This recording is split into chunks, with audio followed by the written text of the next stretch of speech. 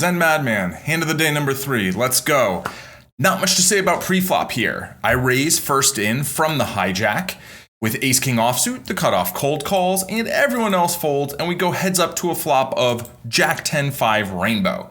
Their cold calling range should hit this board pretty good, especially if they ever flat hands like pocket jacks, 10s, or jack 10 suited. They've also got pocket 5s and a lot of one pair hands and straight draws. It's not that I don't have these combos, but I would probably have about 4 times as many total combos in my range, so these nutty hands exist at a much lower density for me. That wouldn't be such a big deal at a low stack to pot ratio because I've got all the overpairs in my range, but at a 17-1 SPR, their nutty disadvantage from all these good hands carries a lot of weight.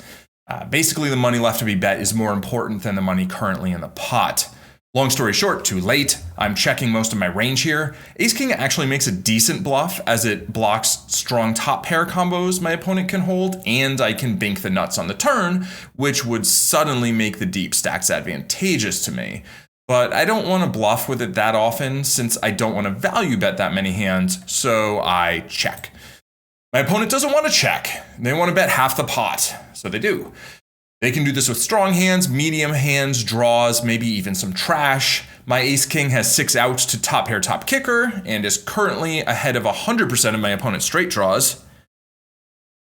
Oh yeah, and I can also turn the nuts. So, in-game I thought about leading out here. This card is just so good for my range, as I can have the full 16 combinations of ace-king if I'm checking them all on the flop. I've got some other good stuff, so a bet would be reasonable. I don't love the prospects of getting action on this queen though, since it's an overcard to any top pairs my opponent may have flopped, and I'd like to have some nuts in my checking range. If I'm gonna bet some and check some with ace-king, I like checking with the ace of diamonds in my hand, since that makes my hand less vulnerable. I'm blocking the backdoor flush draw and reduces the combos of hands that my opponent might call a bet with, like the backdoor flush draw.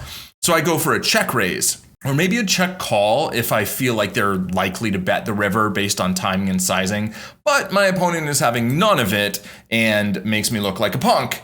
At least the solver likes my line with this combo, though it does lead the turn quite often with ace-king and my range overall. At least GTO base does. PO solver, I gave it some different ranges more, kind of like what I thought I'd really have as opposed to these theoretical ranges and what my opponent I think really has. PO solver's like, yeah, just check the turn. Although it wants me to bet the flop a lot more, so it's a little weird there, right?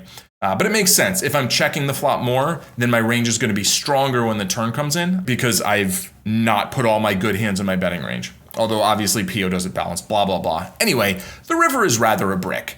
Sure, it makes a 6-card straight for 8-9, but I'm pretty sure that's not a thing, and my ace-high straight is still the nuts. Broadway gets the check mark. Well, they didn't want to bet the turn, so it looks like I'm going to have to be the one to put the money in. I flirt with the idea of a small blocker bet, trying to tempt my opponent into either a bluff raise or a thin value raise, but I think they're going to have a bunch of flop top pair that didn't love the turn, as it's now second pair, and they will call half pot with those hands, I think. So I bet half pot. For what it's worth, the solver just wants to open jam this river for 8 times the size of the pot. Maybe I'll try that next time. Probably not. GTO base wants to open jam. PO solver's like, 2x pot is plenty. So they want to bet big, but I bet small. My opponent decides that half pot is only 1/3 as much as they want to put in, so they triple my bet. Either this bet looked like a block bet to them and they wanted to mess with me, or they were slow playing a strong hand, or they got really unlucky with pocket 7s. I mean, think about having pocket 7s, betting that flop with the best hand, but you think it's a bluff, and then I turn the nuts, and then you get the only card that makes you pay off on the river. That'd be kind of rough. Although, I don't know, maybe they only have a call there. I'm not sure. Either way, I 3-bet to what I think is a rather goofy size of $99. They take for a really long time and eventually fold.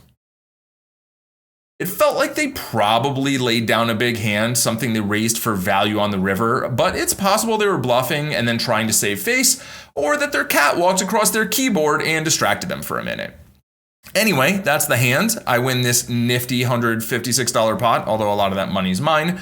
I think the most strategically significant parts of the hand were the flop and turn decisions, but the river is certainly the most exciting street. So what sizing would you have used on the river lead? Would you have just jammed after they raised you? Let me know in the comments. Smash like and subscribe, and I'll see you next time. Peace.